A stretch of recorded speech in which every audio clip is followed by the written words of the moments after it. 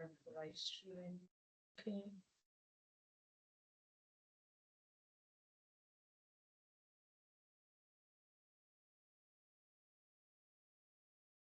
Yep, live streaming starting, Chair. Okay, thank you very much, and a warm welcome to this meeting of the North East Scotland Investment Zone Joint Committee on 21st of August 2026. Please note this is a hybrid meeting with some members and officers attending from Committee Room 1 at Woodhill House in Aberdeen and some virtually.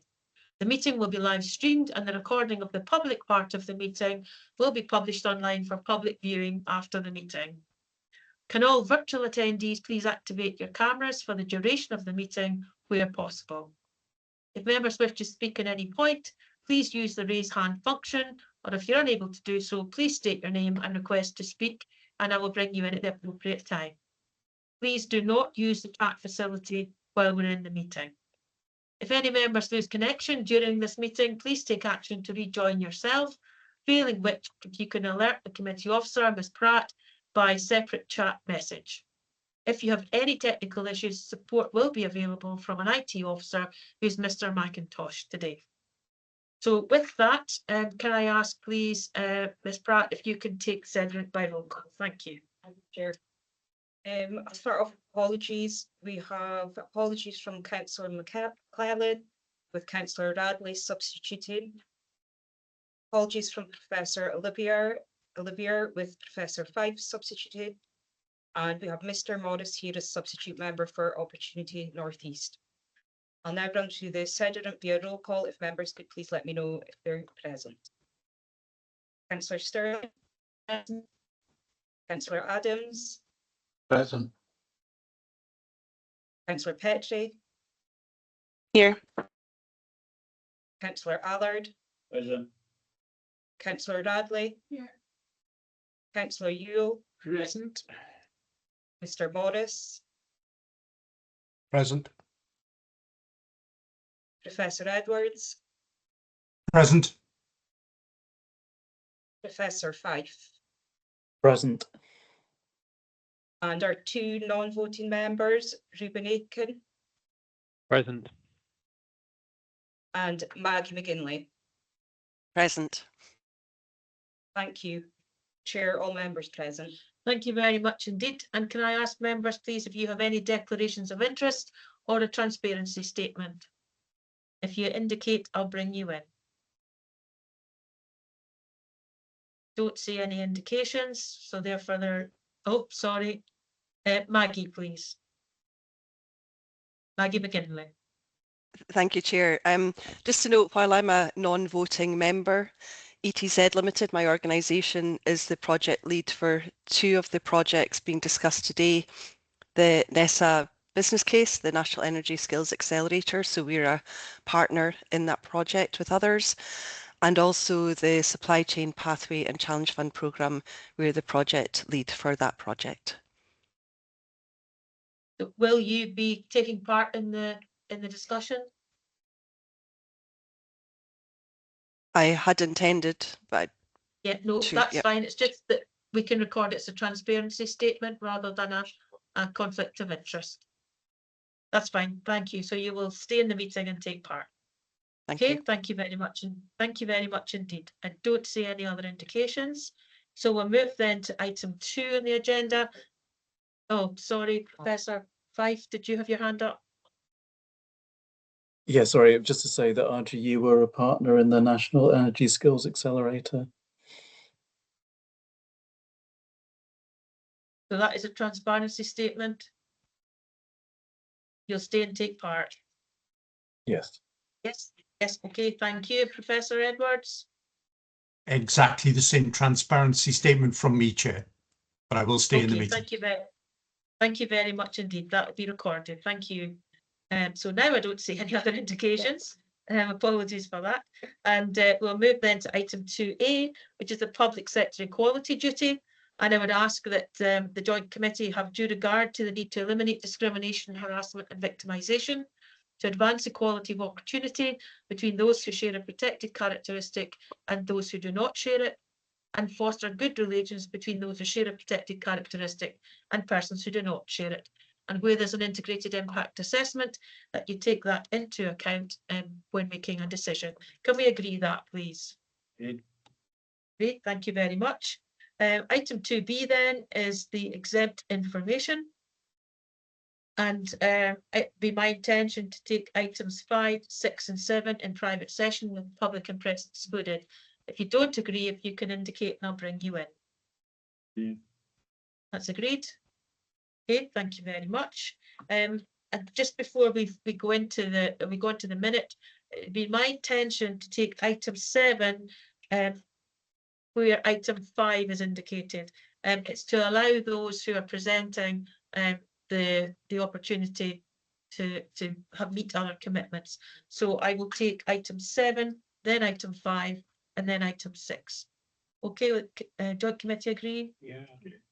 Okay, thank you very much. Then we can turn to item 3. It's the minute of the meeting of the joint committee of the 2nd of June, and that's from pages 5 to 8. Can we agree that's a correct record, please? If you don't agree, if you can indicate, and I'll bring you in. No one has any issues to raise on the minute. Okay, so that is agreed, and that minute would be approved. Thank you very much indeed. That takes us then to item 4, which is the investment zone programme update, and that starts on page 9 of your pack to page 14. This is introducing an early approach to providing the Joint Committee with updates on the programme level issues and risks. And I'm going to turn to Matt Lockley, who will give a presentation, and then we'll go back to the discussion. Thank you, Matt. Thank you, Chair. I think Louise is going to load the presentation up for us, but just by way of introduction, the covering report sets out some of the programme level issues that we wanted to bring to the Joint Committee's attention, and as you've mentioned, Chair, it would be our intention to bring a similar update to each of the meetings of the Joint Committee so that you are kind of kept abreast of where things are and how the programme is moving forward. I suppose it's important to say currently, obviously, we're in early part of the programme, that'll come across in terms of the slides as we walk through them.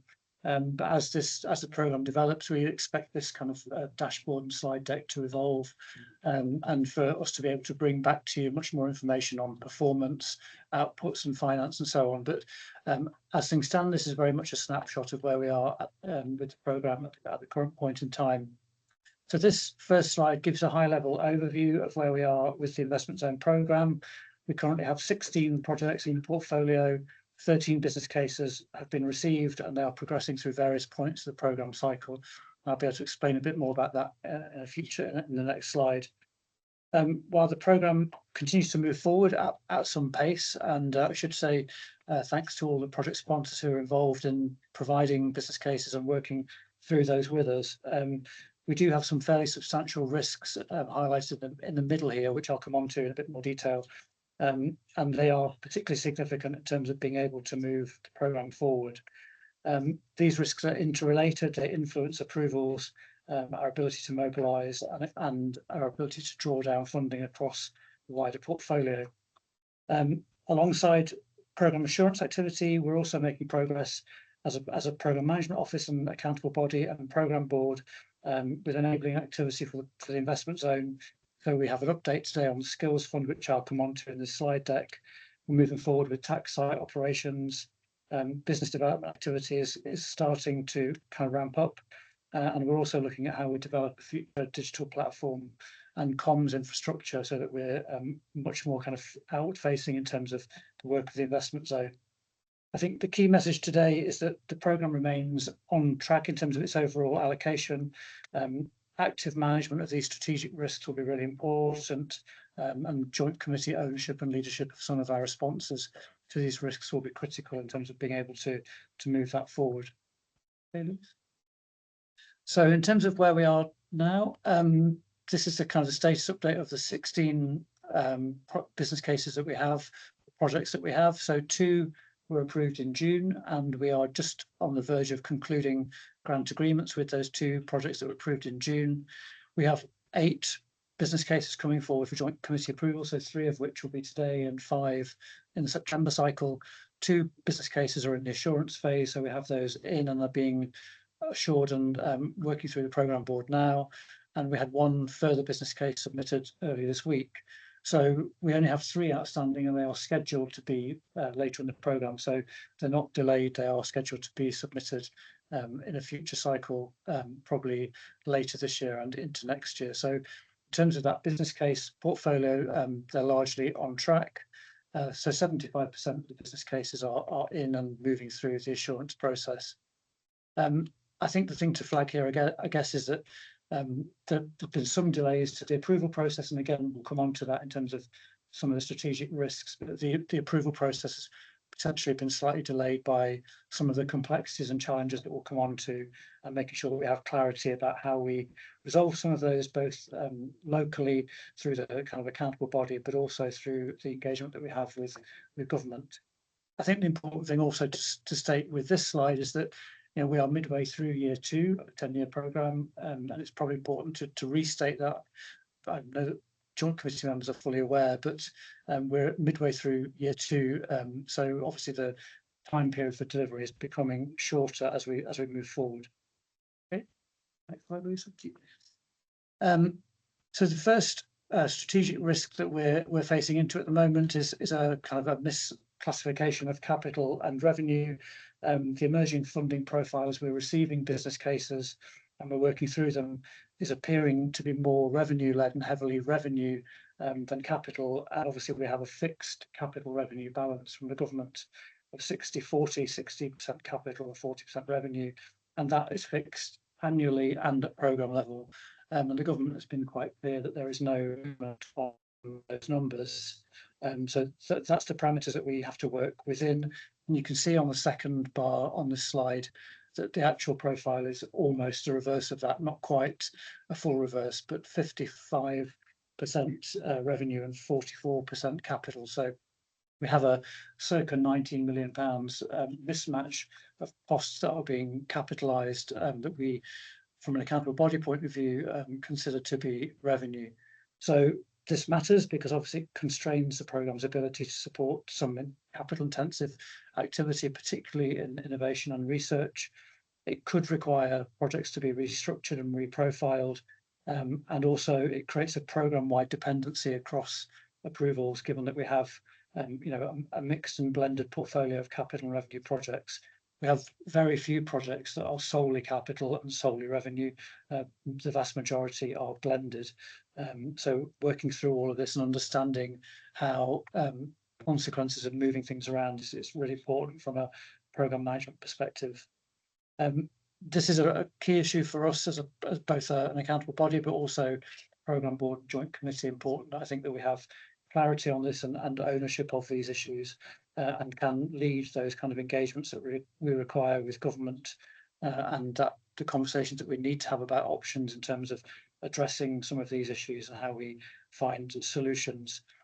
Just to note on this particular point, but also on the other 2 risks, we are seeking an opportunity for an informal meeting for the joint committee with government officials, ideally before the next joint committee in September, so that we can have a kind of open conversation with them about how we might address some of these strategic risks. Okay, thanks, Louise. The second risk is around subsidy control, and we've discussed this as projects have been coming forward through. Stanley's got his hand up. We're stopping during. I wasn't sure if you wanted to take questions at the end, Matt, or I'm happy to take them now. Yeah, happy to take them now, Chair. Okay, thank you very much. Stanley, please.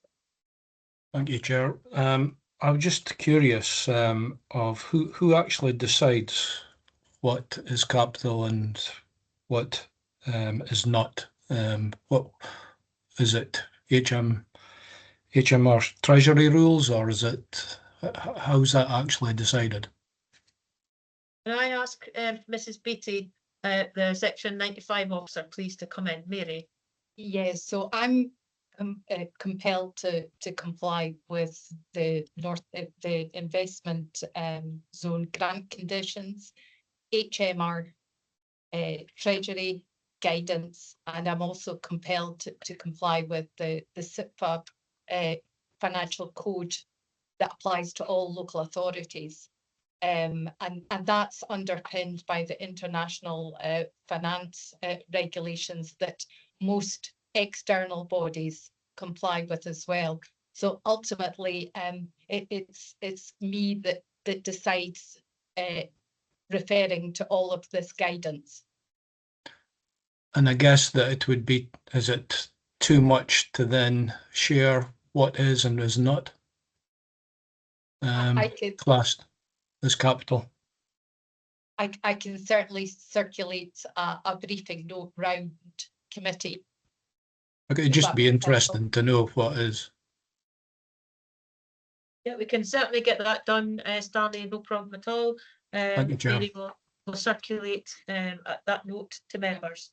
Thank you. And if you have any questions, I'm sure Mary and colleagues would be happy to answer them if you want to pop a note back. Okay, Stanley. So we can take a Thank you. note so for the minute that'll be done. Professor Edwards, please. Thank you, Chair. So I guess I have a slightly larger question, which is, I understand from the presentation where we are now, but many colleagues have been involved in development of these interventions going back over an extended period of time. And my understanding from colleagues at the university is that advice was given on what could and could not be capitalised much earlier in the process, which informed the design of many of the interventions that went through the subsequent gateway process. So is it the case that the guidance on what can and cannot be capitalised has now changed, or was the advice that was given earlier in the development of the investment zone wrong? I think it'd just be useful for us all to understand that, because I'm getting a lot of anxiety from colleagues in my own institution that have clearly invested a lot of time in developing interventions and are now a little bit confused. Mary? So I think the confusion comes from different public sector bodies operate under different financial guidelines. And I know certainly the universities and the colleges will have different classifications from local government. And I think there has possibly been differing understandings across everybody that's been involved. Certainly from my perspective, I've always been very clear I have to comply with the SIPFA financial code, and I cannot deviate from that unless I am given an instruction or the governments can point to an alternative that I can comply with, because I've got to comply with it, and my external auditors assess me on my compliance with the code.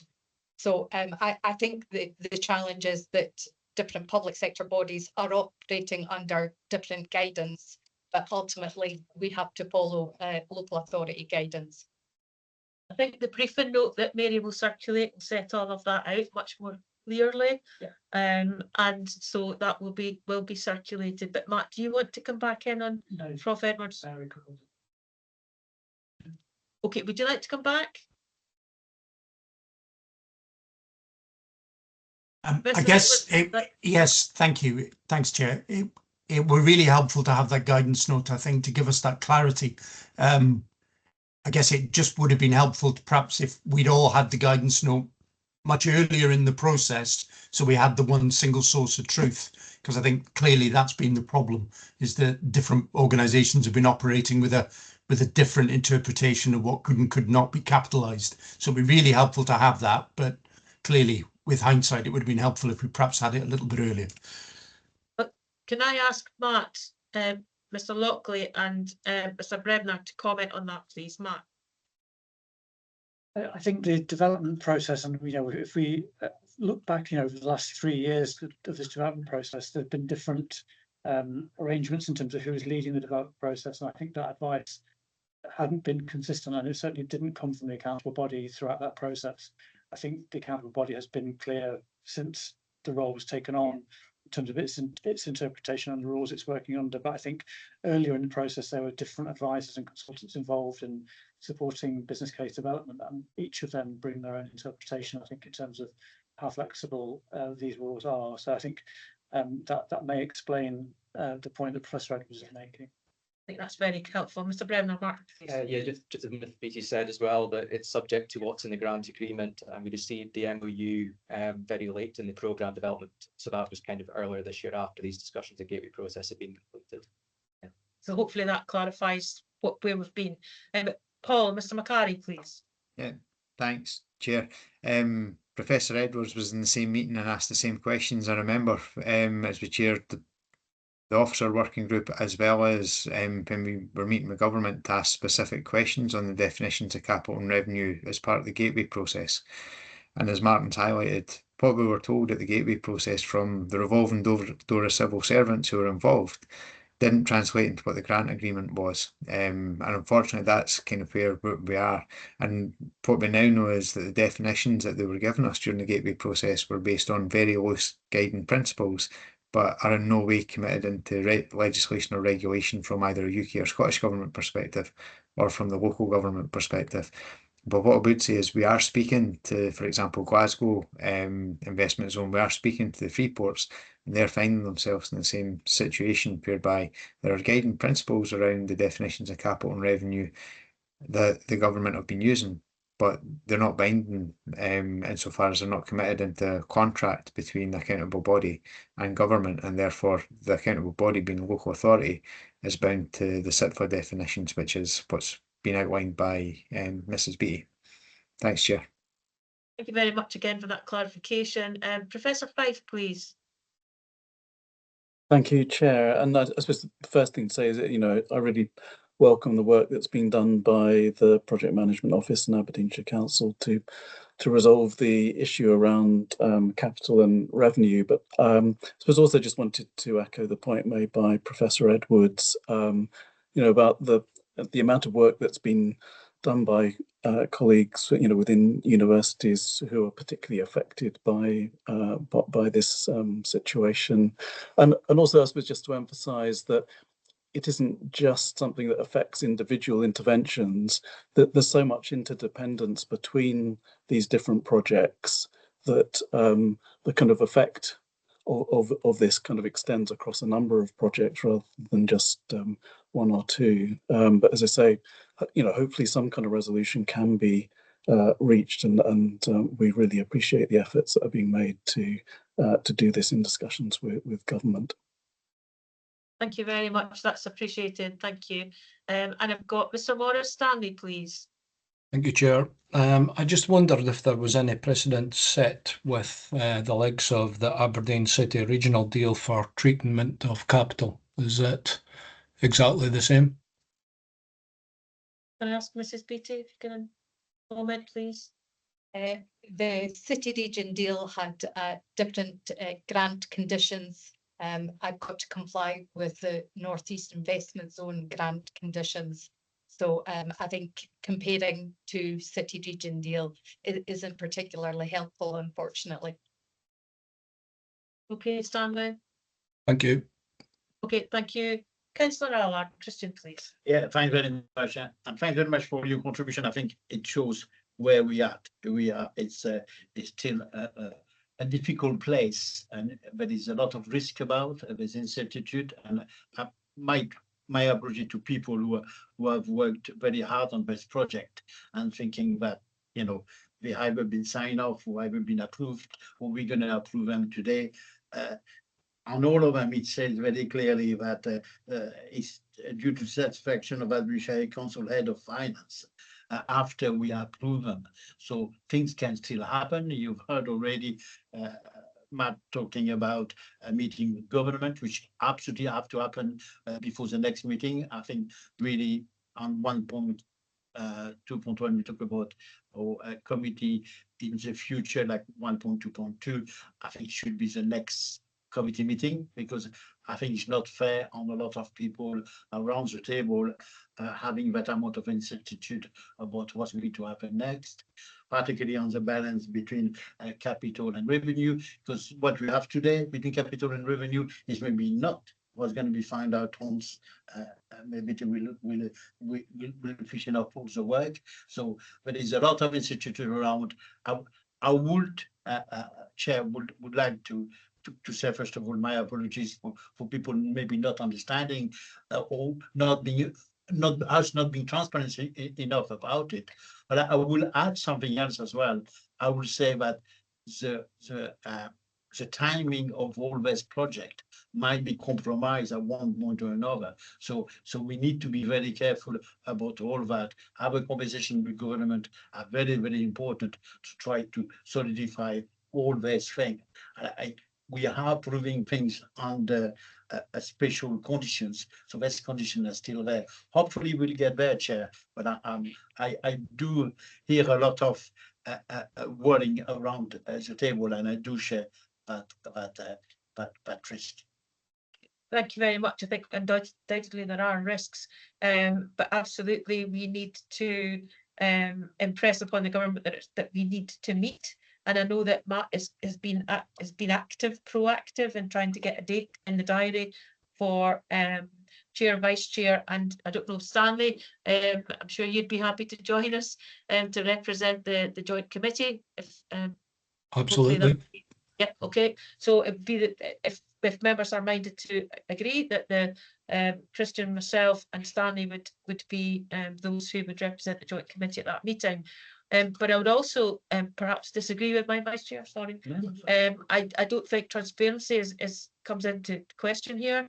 I think officers have been as transparent as they could possibly be, given the parameters that have been set out and the criteria that they're working to. And again, Martin and Matt and Mary have been quite clear that they've been working to the parameters and the criteria that have been set out. And we need to get round the table with the government to iron out all of those other issues, the issues that we need to be clearer on. I would dispute the fact that there's been a lack of transparency. Absolutely. So I'm sure that's not what No, you no, meant let me say. Yeah, no. I'm sure that's that word. yeah. I just want to think that the expectation and the clarity have been a bit different, and our expectation as well. I thought we really wanted to move forward. Is the reason I think Matt has done a fantastic job moving forward as fast as we can. But unfortunately, I think we are going maybe a bit too fast, and we've got to be very careful. But we don't promise something who's not going to happen. And the last week, I think some of our colleagues would argue that speed is of the essence. So it's because a different balance. we do need to get that balance. Anyway, thank you all very much indeed for that. And Matt, can I go back to you, please? Of course, thank you, Chair. So the second strategic risk is around subsidy control, and we've discussed this at the joint committee with previous approvals for projects that have come through. Subsidy control has been an outstanding issue, and we were working with the government through some of the issues here in terms of the fact that the investment zone subsidy scheme did not cover activity in the energy and environment sectors. I may hand over to Martin here to give us an update on where we are with that, but the government had indicated that they would look to remedy that situation and create a new subsidy scheme that would cover off the investment zone and investments into green energy and environment projects. But recently, Martin, we had an indication that might not be the case. I may just hand over to Martin to give us an update on where we are with that, and also, therefore, what our plan is in terms of moving forward. Thank you, Matt. Yes, so the latest advice we've had is that there isn't currently an intention to introduce a separate scheme for the green energy sector. We had put some mitigations in place prior to that, just initially looking at the risk of being delays of that scheme coming into force, but they're equally helpful in terms of the wider approach to the programme, and that is to look at alternative compliance routes, namely having a kind of ad hoc standalone principles assessment for each intervention. Although it sounds like we'll be looking at kind of 16 different pieces of work instead of one through a scheme, there is quite a lot of work that can be copied across as the overall policy objective for the investment zone, and the rationale behind that is consistent across both. So there's an element of a template that's been produced for those principles assessments, and we're currently working to input the data mainly from the business cases supplied to fill those out. So to date, we've completed one for the Peterhead Port Authority one, almost there with the Green Energy Innovation Hub. That's the two business cases that came to committee previously. We are requiring potentially some additional clarification and information on the detail of some costs of intervention sponsors, just so we can document that the costs which are being proposed are not costs that have been committed to and that are essential to deliver the intervention, which is something we have to document as part of the process. But because we have done that work, we should be able to move forward with those principles assessments as an alternative. It will be a little bit more work and time consuming, but we should be able to move forward on that basis. And we do also have the existing scheme which can be used for digital tech sector, as that's not affected by the scenario there. So hopefully that gives some assurance that we have some mitigations in place that can help with that, although it is a bit of a change that we've had from in terms of direction from government on that. Yeah, thank you. Certainly, goalposts are changing, I think, quite regularly. Emma? Thank you. Next slide, Louise. So this is the kind of the final strategic risk, and really, I suppose, to some extent, it's a crystallization of the previous two to some extent in terms of the in-year funding profile that we have and our ability to defray that funding in this financial year. So you'll see from the figures here that we have circa 16 million available in 26-27, and our current forecast is that we will spend around 3.1 million of that, leaving a kind of an underspend in the region of 13 million. These figures are slightly different to the ones that are in the cover report, because as we get business cases in and we review them, they're kind of changing in real time. So we've given you the most up-to-date figures here.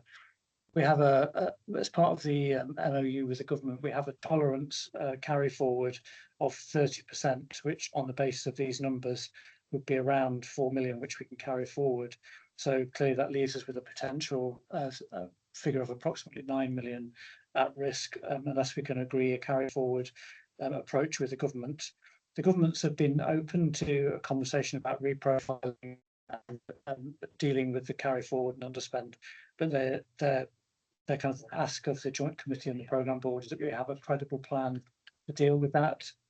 So again, I think this is something that we would want to bring back to the Joint Committee at its next meeting in terms of options to try to mitigate the underspend, including acceleration of project spend where we can, reprofiling and maybe revising some delivery arrangements to enable funding to be defrayed.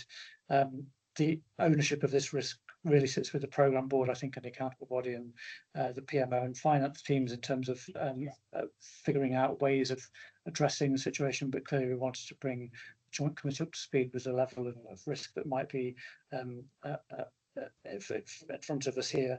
The Programme Board again discussed this earlier this week, and we've got some options that we're working through, and again proposed to bring something back in September.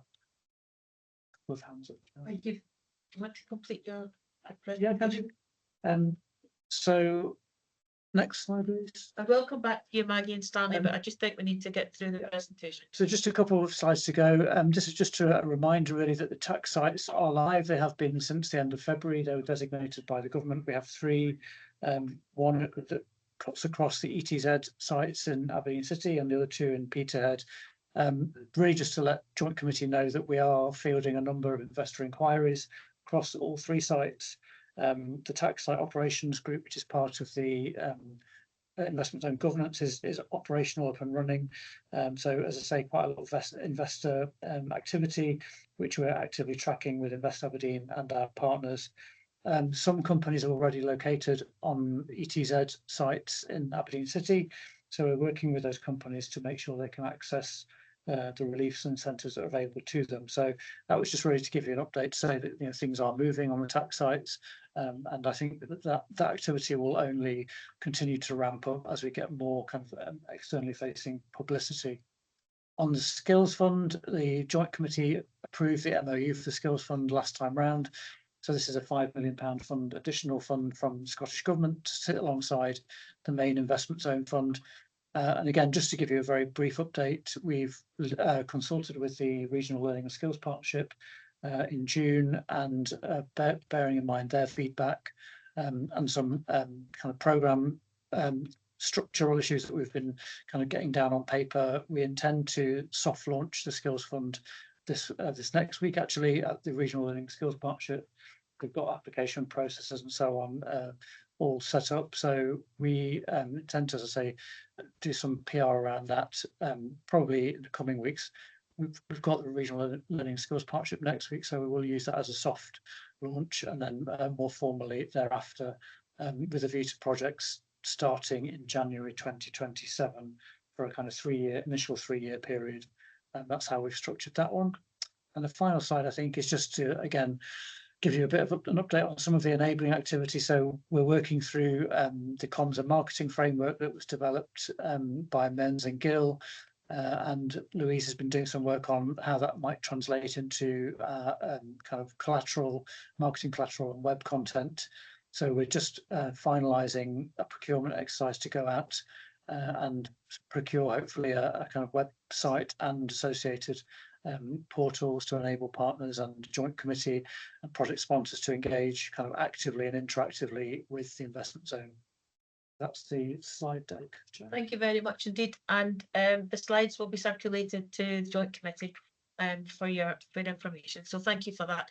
Sorry to keep you, Maggie, please. Yeah, I wanted to go back to the subsidy control slide, and then the next one, which is about financial status and where we are, because the subsidy control will have a major impact on the ability of the projects to deliver on time. So I would like to, this is the first time I'd heard that the UK government or Scottish government weren't taking forward now the scheme for green energy.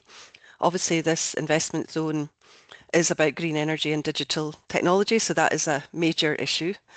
And so I would like to better understand, I think the committee should, what's the impact on the timeline if we have to work through projects on an individual basis, and also on the governance of those projects, because this is a major change. So I'd just like to better understand impact on time, which then impacts on the financial profile and impact on the overall governance if it's a case-by-case basis this has been proceeded on. Thank you, Maggie. Can I bring Paul McCarry in, please? Paul. Thanks, Chair. Maggie, recognise the concerns straight off the bat. We got a very short email from Emily, who we met earlier this week, who's been drafted in by UK government to look at the subsidy control issues that we'd flagged. Effectively, they came back to say that they weren't going to be changing the policy, that there was room for manoeuvre when it comes to R&D and upskilling within subsidy control, and the existing subsidy control policy for the investment zone. And on that basis, they wouldn't be taking forward any further work on this, and they would give us their detailed analysis in due course to enable us, redacted detailed analysis in due course, to enable us to then take forward our own scheme if we chose to do so. As you can imagine, I think the air was a wee bit blue above my desk when I read that, given we had met with them earlier on this week. We fully anticipated making progress. We'd been promised a timescale for completing this work, and full recognition, and I think that's an important thing, full recognition that Gateway 4 outlined quite clearly what the anticipated expenditure would be and what the interventions would be, the areas that would be focusing on. And in the green energy element, it was far and beyond R&D and upskilling. So it came as a bit of a surprise to get that email yesterday. We've not had the chance to reach out fully, as you can imagine. That was one of the draft emails that gets parked for 24 hours before it gets sent, so I could amend what I'd written. But effectively, it's recognising that government have kind of thrown a curveball at us here, and that we now need to move quickly to either understand exactly what the reason and justification is, and if there's room for manoeuvre within the subsidy control policy that gives us the freedom to complete those checks, or if we need to bring about our own policy so that we can quickly move to deliver on those interventions that were approved by government as part of the Gateway 4 and part of the overall Gateway process. So we are working with them, but right now it's a bit of a void and a vacuum until we get that detailed report that explains how they've reached this position. Thanks, Chair. No, thank you. Yes, please, Maggie, come back in. Yeah, thanks, Paul. That's really helpful. And if the Chair, Vice Chair and Stanley are meeting with the government. This is equally important to the capital and revenue. I mean, these are two major issues, the capital and revenue and how they're defined and subsidy control. So I think equally should be raised at a senior level with government.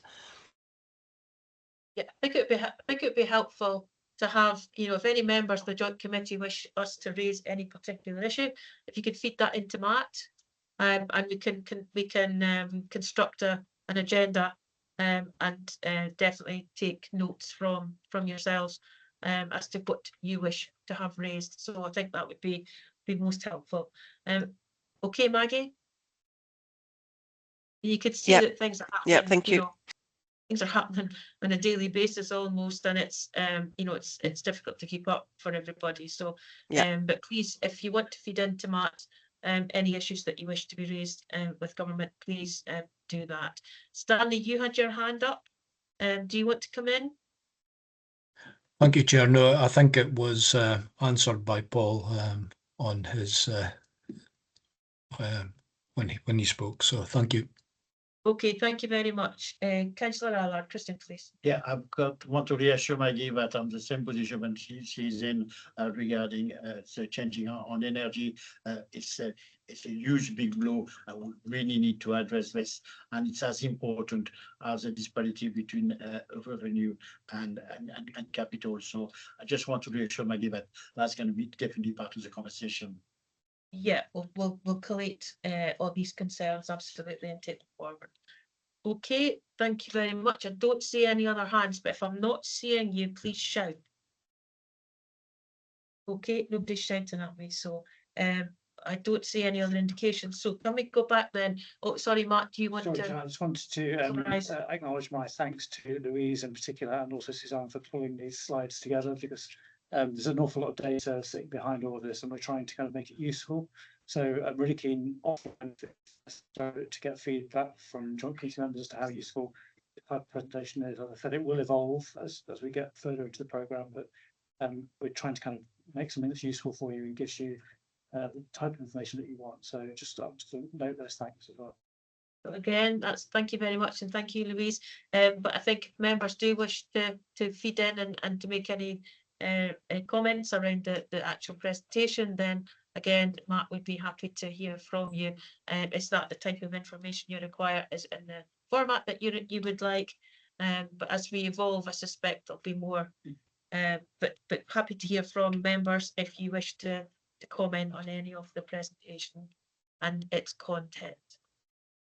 Okay, so with that then, please can we go back to page 9 on your pack, the recommendations. We have 3 to consider the NES investment zone programme update presentation and agree that will form a standing agenda item for the joint committee in future, to acknowledge the key risks identified in section 3.5 of the report being worked through by the programme board and accountable body with the Scottish and UK governments, and request that the programme management office bring a further report on these matters to the joint committee. And I would ask that that's to the next meeting of this joint committee.